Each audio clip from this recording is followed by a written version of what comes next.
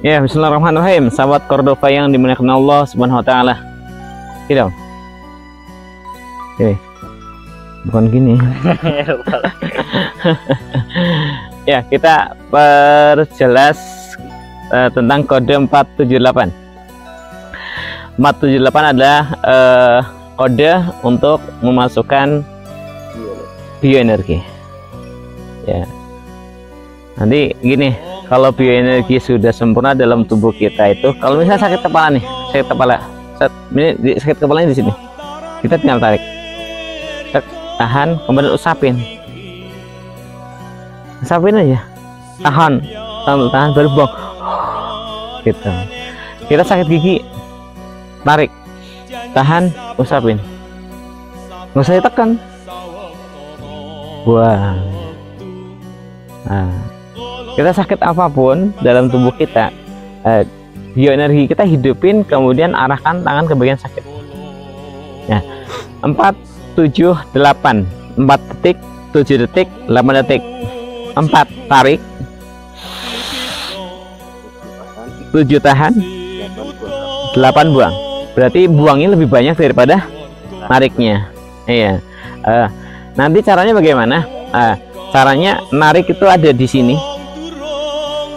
di paru-paru, tapi dengan posisi yang bergeraknya perut, bukan dada.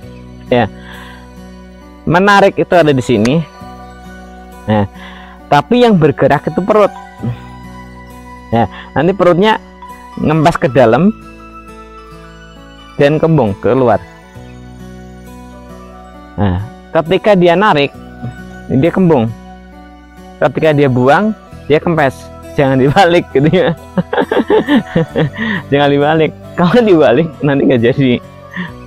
Jadi ini perlu dipatenkan ya. Jadi kita kempeskan dulu perutnya baru bisa narik. Ya, jangan narik dulu belum kempes. Ya. Jadi dimulai dari mana? Dari kembungnya dulu atau dari kempesnya dulu? Dari kempesan dulu lah. Kita dari kempesnya dulu. Kempeskan coba. Kalau ngempesin itu buang atau narik? Buang. Kita buang dulu, kempesin. Tahan sampai benar-benar kita pengen narik, baru tarik.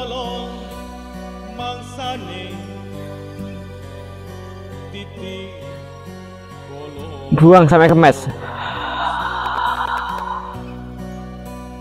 Nah, seperti itu. Jadi ketika yang bergerak perut, maka tersimpan di dada. Tapi ketika bergerak di dadanya yang bergerak, kesimpannya di mana? Jadi nggak bisa kesimpan, dan itu akan menggerakkan tulang ekor. Padahal kan energi itu ketika sudah ditanam harus dialirkan, dan dialirkannya lewat organ apa? Lewat organ ginjal. Sarafnya ada di ekor, di pinggang sini. Kalau ini bergerak, otomatis tidak mengalirkan. Ya, kalau 1 kali 2 kali memang belum, tapi kalau sudah berkali-kali nanti dia dialirkan lewat organ di pinggang. Caranya tidak bergerak pinggang, tapi yang bergerak adalah perut. Nah, ketika yang bergerak diafragma atas, maka pinggang ikut bergerak. Enggak. Nah, jadi yang bergeraknya adalah perut. Jangan dada. Nah, ini cara memasukkannya nanti lebih maksimal masuk ke dalam organ paru-paru kita, dimana dalam organ kita ada namanya kantong-kantong udara yang disebut dengan alveolus. Ya, kalau udah seperti itu, kita posisinya bagaimana? Posisinya boleh berdiri, boleh duduk, boleh tidur, boleh apapun. Ya, tapi kalau nanti kita mau memasukkan biar lebih sadar lagi, biar lebih bagus lagi, posisinya duduk dengan menegakkan tulang punggung. Ya kalau kita lagi capek tidur nggak apa-apa, nyambil tidur nggak apa-apa, gitu. Nanti ketika sudah tarik, coba kita tarik ya, kempeskan dulu, tarik,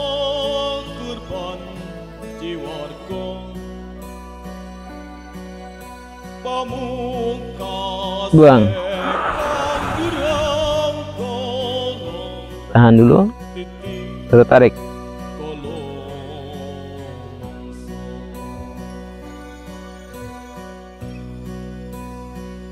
buang.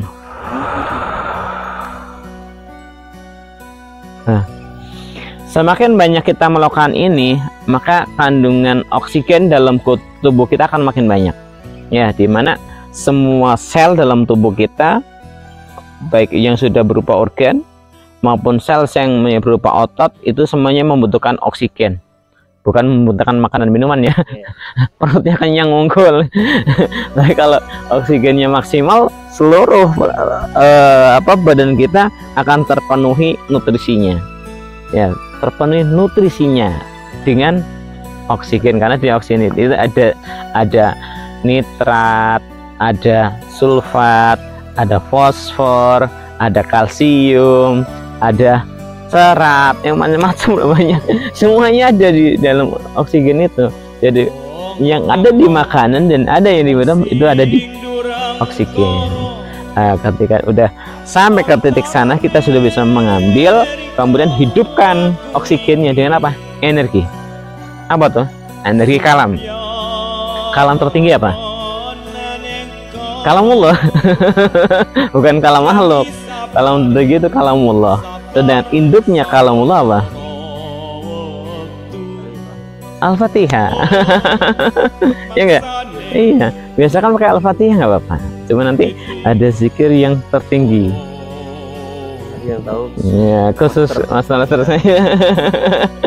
Nah, itu nanti bisa dipraktekkan ketika menarik, dan juga bisa dipraktekkan ketika untuk mengobati diri sendiri maupun mengobatin orang lain. Ya, ini sahabat Kordoba. Kita kalau di bukit itu nariknya kan cepat kena sinar matahari tuh. Ya, kalau ada oksigen kemudian tersinar matahari, maka nutrisinya akan lebih matang. Kenapa?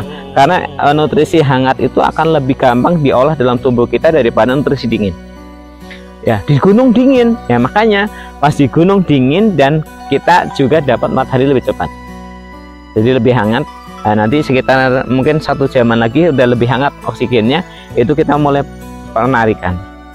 Ya, jadi maksimalkan oksigen kita, maka oksidan kita akan terbuang dengan banyak. Nah, tapi kalau kita memaksimalkan nutrisi dari makanan dan minuman, yang terjadi apa? Perut kenyang, versus banyak, dan penyakit tambah banyak. Ini yang menjadikan umur kita jadi pendek. Tapi kalau umur kita pengen panjang, ya kita gunakan oksigen. Tapi penarikan nafas pun bisa bikin umur pendek loh. Kapan? Ketika penarikannya salah. Itu tadi, ketika diafragma yang digerakin. Nah, pertama ketika kita gerak ini di torakal berapa itu? Torakal 5 ya. Torakal 5 itu adalah saraf jantung. Ya, saraf jantung yang gerak nih.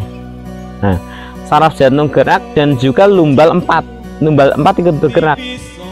Jantung sama ginjal digerakkan berulang-ulang ketika sedang menarik nafas. Nah, makanya yang mau hancur duluan yang mana nih? Jantungnya dulu atau ginjalnya dulu? Gitu. Karena energinya di sana akan menabrak balik. Nah, itu menjadikan umur pendek ketika penaikan nafasnya salah. Nah, dan juga berumur pendek atau berpenyakit ketika menanamkan oksigennya salah. Bukan di alveolus, tapi di perut. Nah, kalau kita yang gerakin perut, tapi nggak di perut nafas itu. Nah, kalau di kedikjayaan, di mana? Di sini, di perut bawah. Tekan di perut bawah, akhirnya jadi hernia. Kalau sudah jadi hernia, berarti cairan itu turun ke bawah. Usus itu turun ke bawah. Kalau usus itu sudah turun ke bawah, berarti gerak peristatiknya itu dalam mengolah makanan akan berkurang.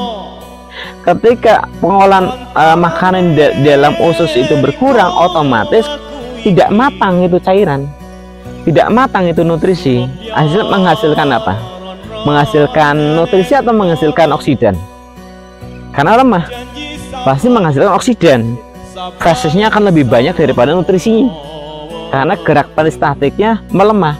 Itu karena apa? Karena menahan nafas ada di perut. Dan ini yang kejadian, makanya banyak pendekar-pendekar umur pendek.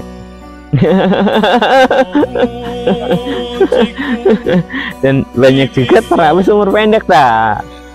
Kenapa banyak terapis umur pendek? Karena dia tidak punya bioenergi, energinya habis untuk ngelar pasien terus. Nah, makanya kita sebagai calon terapis, calon master terapis harus mempersiapkan diri dulu, matangkan badan diri sendiri, kuatkan badan diri sendiri, sehatkan badan diri sendiri dulu, baru menyehatkan orang lain. Gitu. Ini udah mulai panas, alhamdulillahirabbil alamin. Kita masuk ke materi 3 nanti. Barakallahu fiik. Assalamualaikum warahmatullahi wabarakatuh.